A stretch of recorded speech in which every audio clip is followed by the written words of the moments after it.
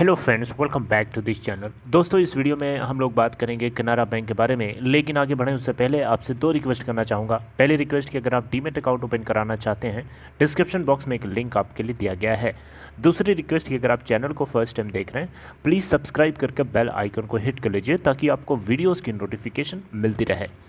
कनारा bank दोस्तों आज open हुआ 161.65 के ऊपर 162.95 का हाई बनाया और लो बना चुका है 159.55 का 2:33 यानी 2:33 PM हो रहे हैं दिन के, और 159.75 के ऊपर अभी ये करंटली ट्रेड हो रहा है। टोटल वॉल्यूम देखें तो 1,48,58,721।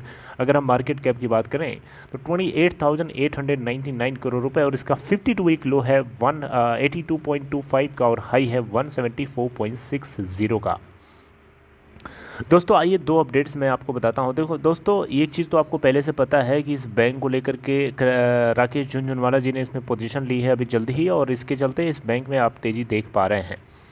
लेकिन हम उसके बारे में बात नहीं करने वाले हैं, हम दो डिस्कशन करेंगे। दो अपडेट्स हैं यहाँ पे, आइए देखते हैं। पहली अपडेट दोस्तों ये है कि इसके अंदर जो आप तेज़ी देख रहे हैं, इसके पीछे एक सबसे बड़ा कारण माना जा रहा है वो ये है कि सेंट्रल गवर्नमेंट ने एग्जीक्यूटिव डायरेक्टर्स के लिए जो पोस्टपोन में जो बेसिकली जो वर्किंग पीरियड होता है उसको एक्सटेंड कर दिया। आप देखें यहाँ पे तो नाम जो है जो भी हैं ये यहाँ पे इनके पीरियड्स को 2 साल के लिए एक्सटेंड कर दिया गया है।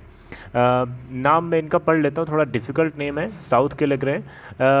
मैनी में खलाली जो भी हैं। तो कनारा बैंक ने बेसिकली ये इन्फॉर्म किया है स्टॉक एक्सचेंज को कि फाइनेंस मिनिस्ट्री और सेंट्रल गवर्नमेंट दोनों मिलकर के यहाँ पे एग्जीक्यूटिव डायरेक्टर के टर्म को बढ़ा दिया है 2 साल के लिए। और इस तरीके से अगर हम देखें तो जो इनकी मतलब जो इनका जो इनका टर्म एक्सपायर होने वाला था जिस डेट को, वो डेट है दोस्तों 10 February 2022। और तब तक क्या उससे पहले तक एक्सपायर हो सकता, मतलब इनकी जो वर्किंग टाइम है वो एक्सपायर हो सकती थी, लेकिन अब ये एक्सटेंड कर दिया गया आगे 2 साल के लिए। लास्ट वीक ये खबर आती है कि और ये ऐसा नहीं है कि सिर्फ इसी के लिए किया गया, यूनियन बैंक ऑफ इंडिया के लिए भी यहाँ पे ये अपडेट उसी तरीके से वर्किंग है। और उसमें भी आपने देखा था कि 34 के आसपास वो भी हावर कर रहा था, लेकिन वो भी 35-36 के आसपास अप्रोच कर रहा है। तो दोस्तों यहाँ पे इसके अलावा दोस्तों यहाँ पे एमडी और सीईओ जो पंजाब नेशनल बैंक के हैं इनके लिए भी, और बैंक ऑफ महाराष्ट्र, इन दोनों के लिए भी जो टर्म है एमडी और सीईओ के एक्सटेंड करके 2 साल तक आगे बढ़ा दिया गया। तो दोस्तों एक तो ये खबर है। दूसरी खबर क्या है? दूसरी खबर ये है दोस्तों, जो शायद आप खुश भी हो सकते हैं दोस्तों, ये है कि इसका जो टारगेट प्राइस दिया जा रहा है कनारा बैंक को लेके 177 का है।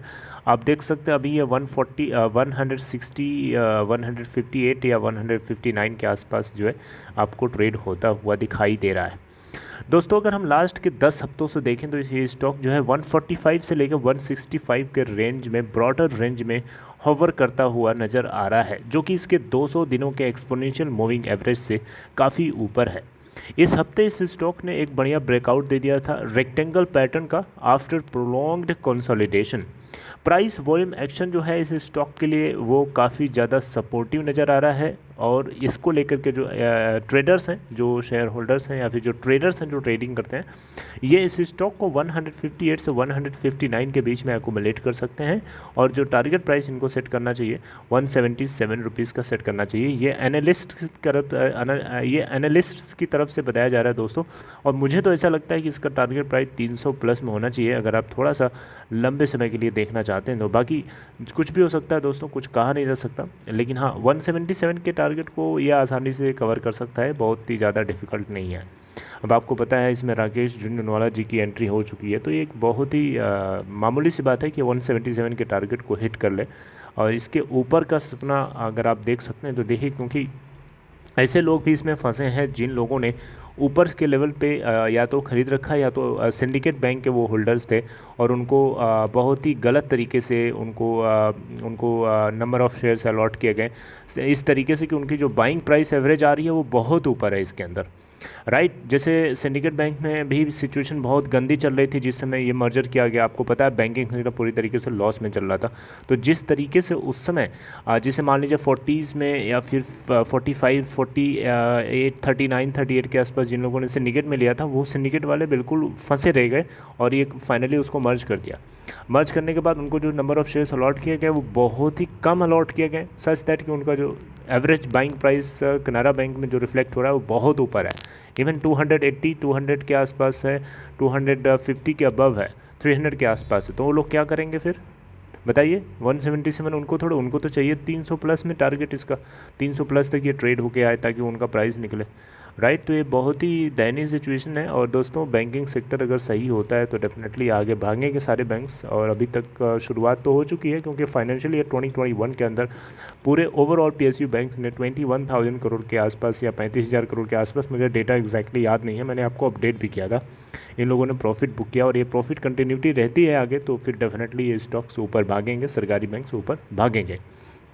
मीनवाइल जो बैड बैंक बनाया जा रहा है ये भी कहीं ना कहीं सपोर्टिव होगा और ये जल्दी ही फंक्शनल होने वाला है। और इसके चलते PSU बैंक्स के अगर NPAs रिड्यूस हो पा रहे हैं, अगर इफेक्टिवली कर पा रहा है, काम कर रहा है, तो डेफिनेटली स्टॉक्स PSU बैंक्स जो है भागेंगे ही भागेंगे।